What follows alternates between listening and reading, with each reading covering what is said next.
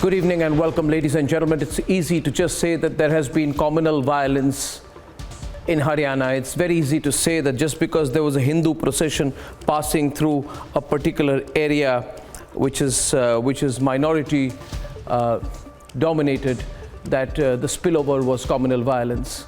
But I don't buy that logic, ladies and gentlemen. Something else is going on here. We need to look at what has happened in Haryana, in Nuh in particular, and ask ourselves, has there been a conspiracy? For if we don't ask ourselves that question, then we will be skimming the surface and not reaching out for the truth.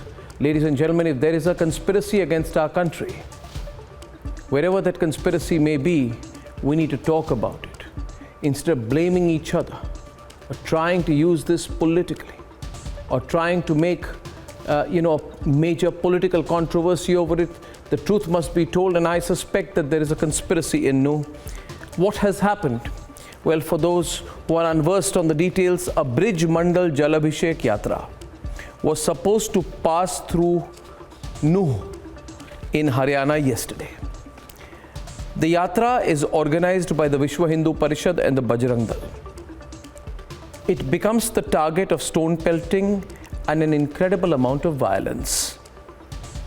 I hope the secularity note what I'm saying. There was violence on the VHP and BJP supported, Bajrang Dal supported Bridge Mandal Jalabhishek Yatra. Then there were clashes, there was retaliation. Ladies and gentlemen, 5 people, including 2 home guards in Haryana, have been killed.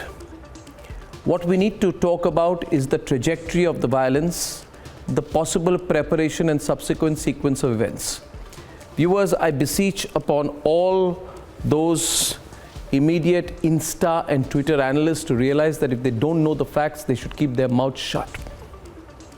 The fact is, viewers, this is an annual yatra. This yatra is not a phenomenon that has just happened today.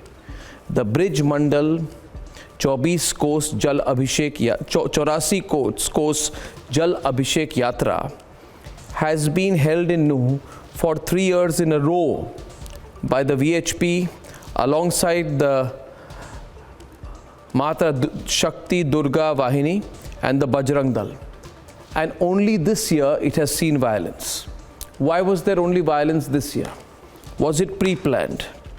Ladies and gentlemen, there are Facebook handles which have been found which were saying before the yatra, आने दो इसको मेवात में, जो होगा सही होगा. It's clear threat.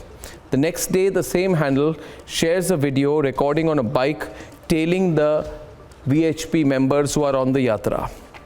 Ladies and gentlemen, this is such organized violence that there was possibly a conspiracy to destroy 28,000 records of complaints probed by the police with regard to cyber crimes headquartered in Nuh. And when the rioters targeted the cyber police station by ramming a public bus into it, vandalizing everything inside the station, which means that this becomes a breeding ground for digital scamsters, very sophisticated, who are trying to wipe out records of their crimes.